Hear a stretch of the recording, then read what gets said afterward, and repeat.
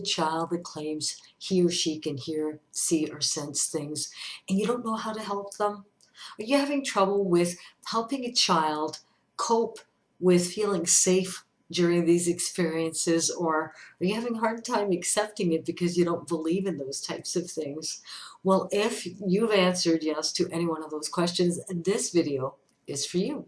Sophie Lortie, thank you so much for writing in this question, and I absolutely loved it when I read it. It says here, Jade, my 9-year-old daughter is having trouble adjusting to seeing spirits. She says that they stare at her and it frightens her. Any tips? How could she embrace her gift instead of being, something that she's afraid of? And, I could totally relate to that, Sophie, because, I grew up this way. And from a very young age, I was able to sense things, hear things, see things, smell things, taste things. It was very confusing for me, and I was so thankful to have a practicing psychic as a mother, because she was such a mentor to me and really helped me, develop my gift and help me, embrace it.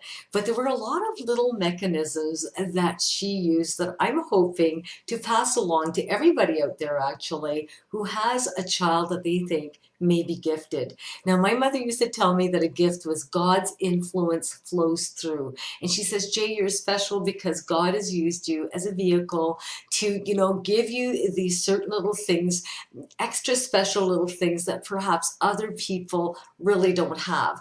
And she says some people are affected different ways because God likes to affect everybody differently with giving gifts out. So I could understand that a little bit.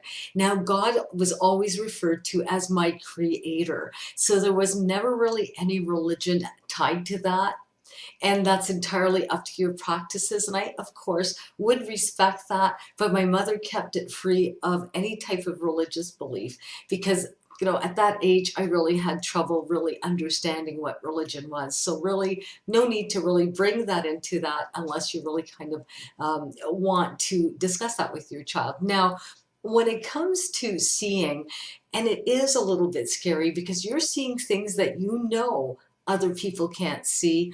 Or, of course, if your child says, oh my goodness, I'm seeing this, and you're saying, well, I don't see that, then they start to feel a little discredited, or they're starting to feel as if, there's something wrong with them. Because I felt for the very longest time that I wasn't normal and that I was different from everybody else. And so, try not to label her that way. Just let her know that her influences are a little bit different and that she's able to see and hear and sense things that other people can't.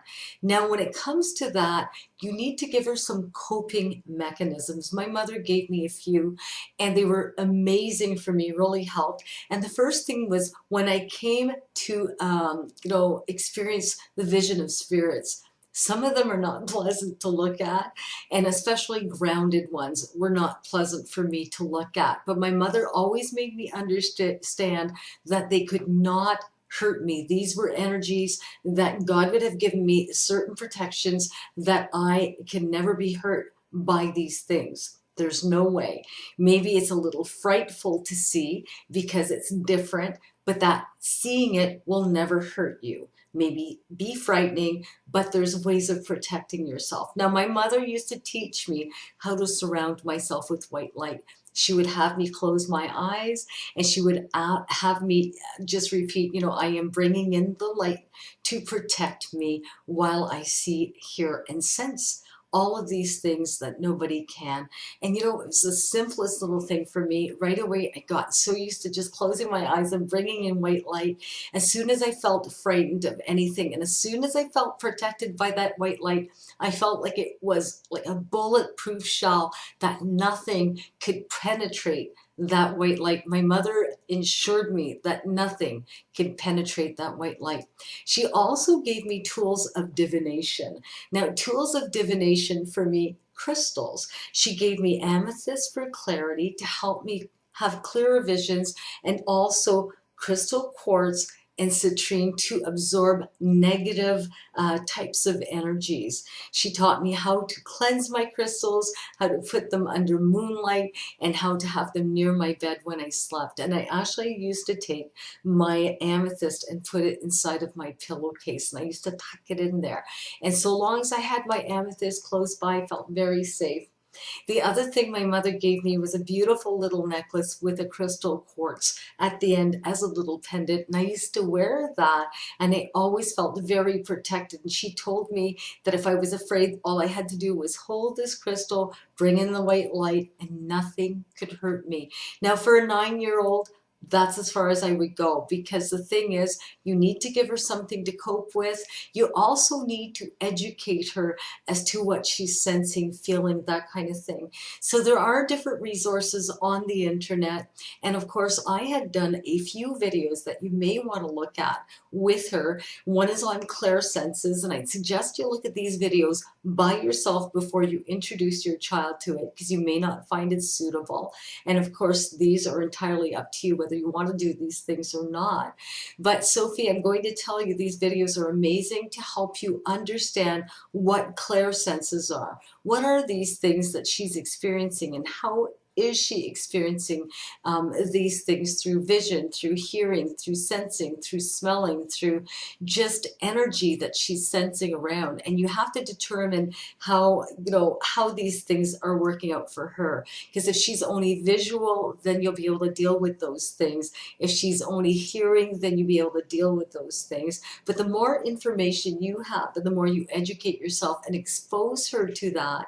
And it's always said that you're armed and dangerous when you have information, but when you do, you're able to protect yourself and not be as afraid, knowing that these things, could serve their purpose for whatever reason at a later date.